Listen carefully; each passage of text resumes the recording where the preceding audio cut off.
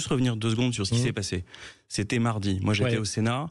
J'étais en commission d'enquête sur la question du prix de l'énergie à l'horizon 2050. Commission d'enquête, vous savez, l'avantage, c'est que les gens qui sont auditionnés sont soumis à serment.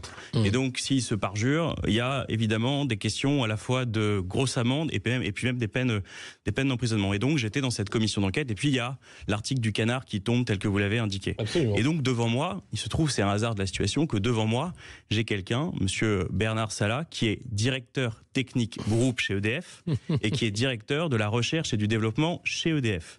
Et donc je me dis, il va bien falloir que je lui pose cette question. Et donc par 2 fois, je demande à Bernard Salat, monsieur Bernard Salat, est-ce que vous avez connaissance de l'existence de ce contrat entre EDF et Amazon et les services d'Amazon? Par 2 fois, il me répond que non. D'accord ? Donc moi je me dis, j'essaye de comprendre maintenant ce qui a pu se passer. Je me dis 3 choses. D'abord, Bernard Salat, c'est pas n'importe qui. C'est un polytechnicien, il a les fonctions que je vous ai données. C'est un spécialiste de la filière nucléaire. Devant l'OPES, qui est un organe parlementaire d'évaluation des scientifiques, il a même dit il y a quelques années, il avait expliqué qu'il fallait qu'il y ait une centrale numérique avec une maquette numérique des centrales pour la gestion prédictive des données. Et il n'est pas au courant, lui, de ce qui se passe chez EDF. 2 possibilités.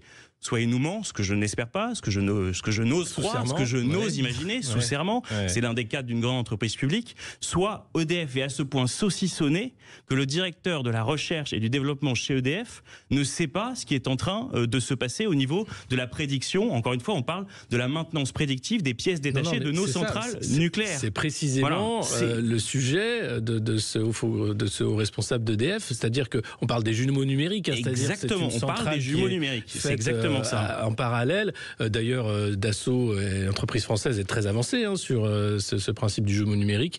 Tout à fait, et juste pour aller au bout, c'est pas un petit sujet. Pourquoi ? Parce qu'on est en train d'évoquer le prolongement de la vie de nos centrales nucléaires.